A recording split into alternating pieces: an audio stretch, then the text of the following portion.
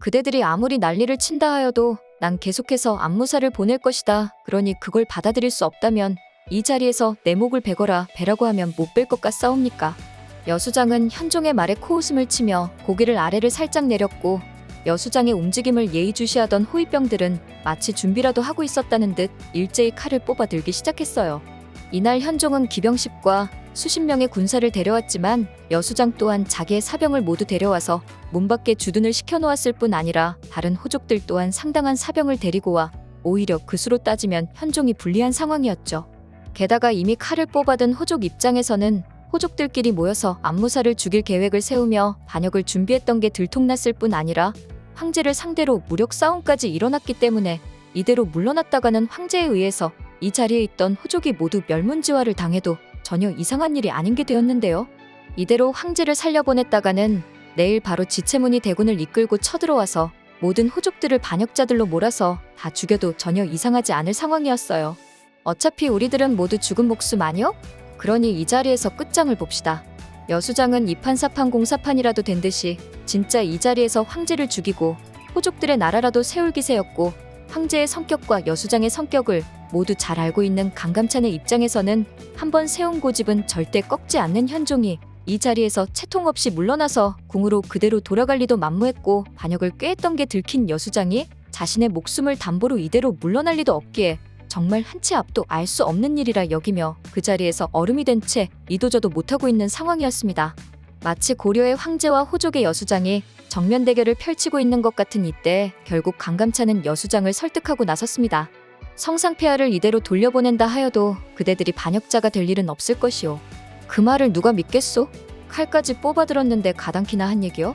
강감찬이 이렇게까지 직접적으로 말했는데도 호족들은 그의 말을 믿지 않는 게 사실은 정상적인 반응이기는 했죠. 그러자 강감찬은 다시 한번 말했습니다. 고려에는 주례의 팔벽이란 게 있어.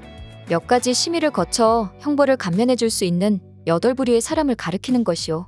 그대들은 태조왕건을 도와서 이 고려를 세운 공이 있다는 것을 나뿐만 아니라 성상폐하 그리고 이 고려 조정 모두가 다 잘 알고 있는 사실이오.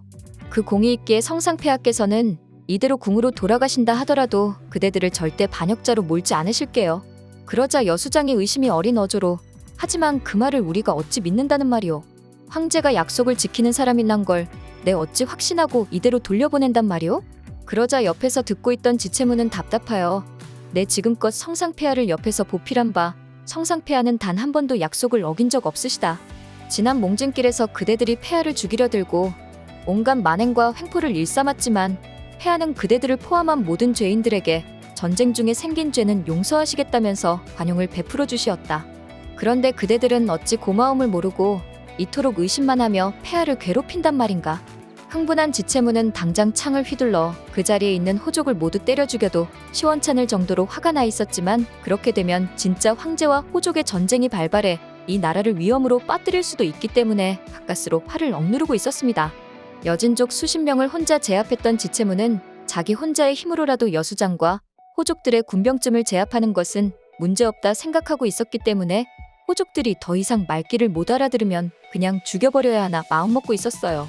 현종은 자기가 나설 차례라고 생각하여 지체문에게 그만하라 눈빛을 보낸 뒤 유진이 자기에게 들려준 얘기를 상기하며 호족들을 다시 한번 타이르기 시작했습니다. 내 그대들이 무얼 걱정하는지 잘 아오. 나에 대한 믿음이 부족한 게 아니오? 나 또한 일개 사람에 불과한데 완벽하지도 못한 인간인 나라는 존재가 아주 큰 힘을 갖게 되어 그 힘을 잘못 쓰고 이 고려를 망칠까 염려하는 것 아니오? 그래서 그대들이 함께 힘을 갖고 나를 견제하려는 것 아니오? 내 그대들이 어떤 마음인지는 잘 아오.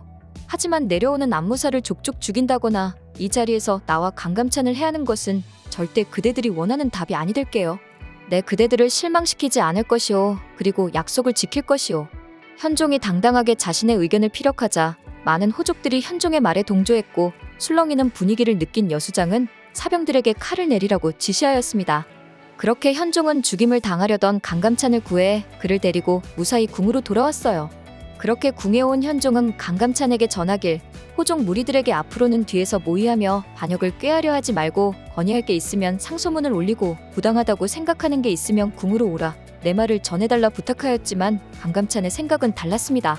호족 무리들이 오늘은 일단 자신과 현종을 살려서 돌려보내기는 하였지만 자신의 권리를 포기할 수 없는 호족들이 결국은 큰 문제를 일으킬 거라 생각했고, 오늘 호족들의 모임에서 본 것처럼 그 중에서도 여수장이 가장 호전적이고 급진적인 게 상당히 신경이 쓰였습니다.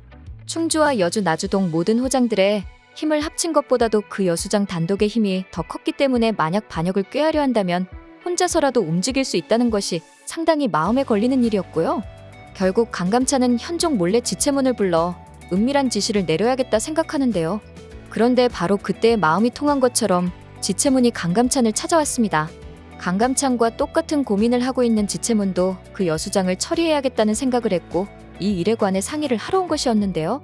강감찬의 허락을 받은 지체문은 자정이 넘은 시각 늦게 귀가하는 여수장을 미행해 숨을 멈추게 만들었습니다. 다만 현종과 호족의 불필요한 싸움이 벌어지는 것을 막기 위하여 마치 도적대의 소행인 것처럼 위장해 놓았고, 그렇게 호족들의 대장인 여수장이 죽음으로써 호족들의 거센 반발은 잠시 사그라들며 현종의 안무사 파견은 정착될 수 있었는데요. 최근 소설 고려거란 전쟁 원작자인 길승수 작가는 실제 역사에서 고려의 지방제도 개혁은 꾸준히 행해지다가 현종 이전인 성종 때 거의 완비된다면서 드라마와 같은 심각한 대립은 있을 수조차 없다고, 드라마가 역사적 사실과 달라지는 부분이 있을까 떨리는 마음으로 본다는 의견을 밝히며 논란을 일으켰는데요. 고려거란 전쟁을 사랑하는 시청자로서 원작자와 방송사의 갈등이 잘 해결되면 좋겠네요. 오늘은 20회 마지막 영상을 바탕으로 상상력을 더해 가상의 시나리오를 만들어봤습니다. 오늘 영상 재밌으셨다면 구독과 좋아요 부탁드려요.